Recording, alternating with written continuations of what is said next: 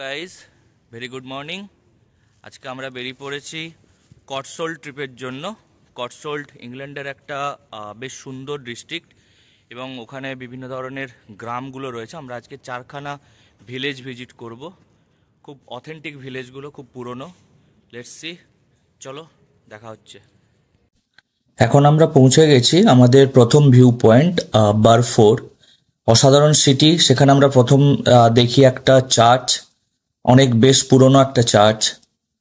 তো খুবই ভালো লেগেছে দেখে, খুবই সুন্দর। বেশ অনেকটা ওপরে উঠেছি, বেশ ঠান্ডাটা একটু বেড়েছে, বাট যা সিনারি দেখছি সেখানে সত্যিই মানে কোনো কষ্ট মনে হচ্ছে না। Really enjoying, really. কটসোল্ড ঢোকার পর থেকে একটা জিনিস লক্ষ্য করেছি, মোস্ট অফ দ্য বাড়ি কিন্তু এখানে পাথরের তৈরি, ছাদ, দেওয়াল, এবং দেখুন গাছগুলো কি সুন্দরভাবে কাটা রয়েছে। এবং এখানকার যে বাড়ির প্রাচীরগুলো, সেই প্রাচীরগুলোও কিন্তু দেখতে পাচ্ছি যে পাথর দিয়ে তৈরি। মানে কতটা পুরনো সিটি না হলে কিন্তু এটা সম্ভব নয়। দেখুন সমস্ত পাথরের তৈরি। ফাইনালি আমরা আরেকটা সাইটে পৌঁছে গেছি, সেটা হলো বাইবারি। এটা অ্যাকচুয়ালি কটসোল্ডের মধ্যে পড়ে এবং ইংল্যান্ডের মোস্ট বিউটিফুল ভিলেজ বলে এটা পরিচিত।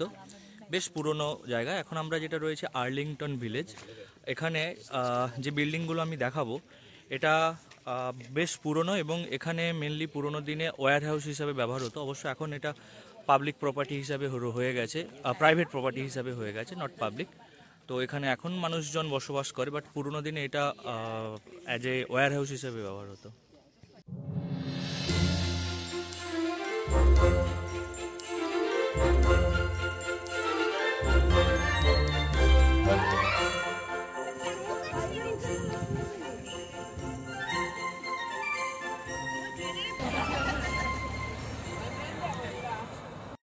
আচ্ছা, আমরা এখন বাইবেরির একটা চার্চে যাচ্ছি। তো চার্চের বাইরে থেকে আমি দেখাচ্ছি কেমন সুন্দর দেখতে।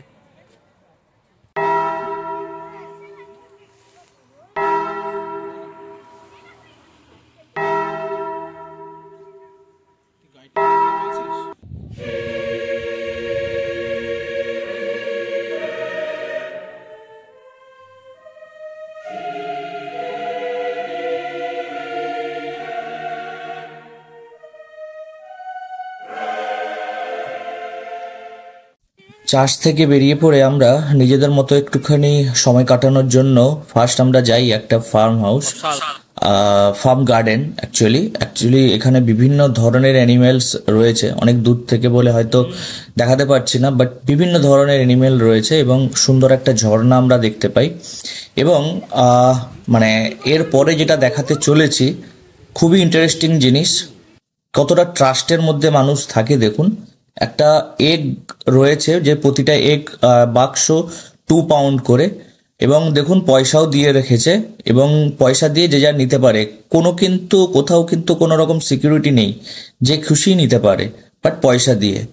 তো এখন আমরা যেটা দেখছি বিভিন্ন ধরনের ঘর বাড়িগুলো এবং সেখানকার ন্যাচারাল বিউটি। আমরা বাটন অন দ্য ওয়াটার সিটিতে পৌঁছেছি। জায়গাটা অ্যাকচুয়ালি কটসোল্ডের ভেনিস বলা হয়, এতটাই সুন্দর।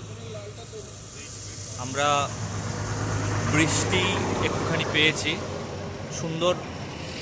এখানকার বাসগুলো খুব সুন্দর। একটা বাসের জন্য অনেকক্ষণ ধরে ওয়েট করছি আসার জন্য। বাটন অন দ্য ওয়াটার সিটির, যেটাকে এর আগেও বললাম যে কটসোল্ডের ভেনিস বলা হয়, শহরটা খুবই সুন্দর এবং এখানকার সবথেকে উল্লেখযোগ্য জিনিস সেটা হলো এই উইন্ডরাস রিভার, যেটা সিটির মধ্য দিয়ে গেছে। বহু বছর আগে এই রিভারটা একটা আর্টিফিশিয়ালভাবে বানানো হয়েছিল ফর ইরিগেশন, এবং এটা পুরোপুরি একটা সিটির ভেতর দিয়ে গেছে।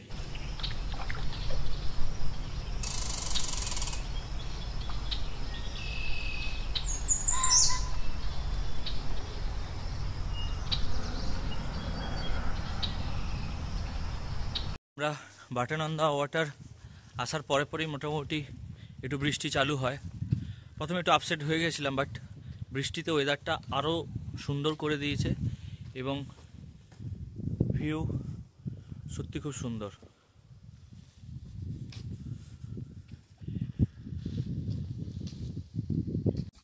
এখানকার মার্কেট প্লেসগুলো আমরা এক্সপ্লোর করি এবং এখানকার মার্কেটগুলোর মধ্যে খুব ঐতিহ্য যেটা রয়েছে সেটা হচ্ছে বহু পুরনো। দেখুন একটা চায়ের দেখাচ্ছি, দোকান দেখালাম যেটা, সেটা হলো 1840 থেকে। আমরা যে দোকানটাতে ঢুকছি এখন, এটাতে মাল্টিপারপাস জিনিস পাওয়া যায়, বাচ্চাদের বড়দের খাওয়ার থেকে শুরু করে জিনিসপত্র, পড়ার সমস্ত কিছু পাওয়া যায়। একটু দামি, বাট স্টিল এগুলো খুবই পুরনো দিনের। এখানে বাচ্চারা একটু অ্যাকচুয়ালি সোয়ানকে খাবার দিচ্ছে, দে আর রিয়েলি এনজয়িং।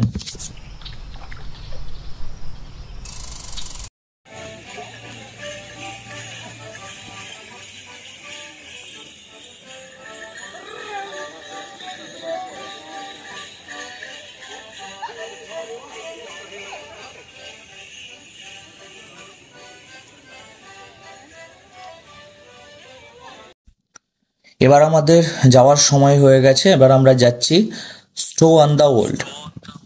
একটা ঐতিহাসিক চার্চে এসেছি আমরা। তো চার্চের সব থেকে গুরুত্বপূর্ণ জিনিস যেটা, সেটা হচ্ছে এদের দরজাটা দেখাচ্ছি। এটা পুরোটাই দুটো গাছের মানে গুঁড়ি দিয়ে রয়েছে।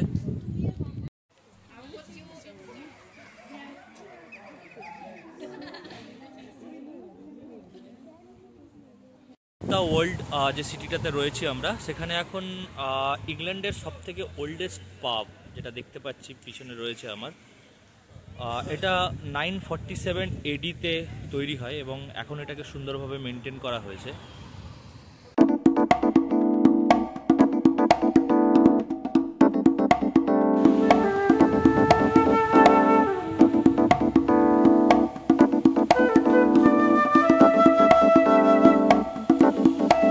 Thank you everyone for watching my video.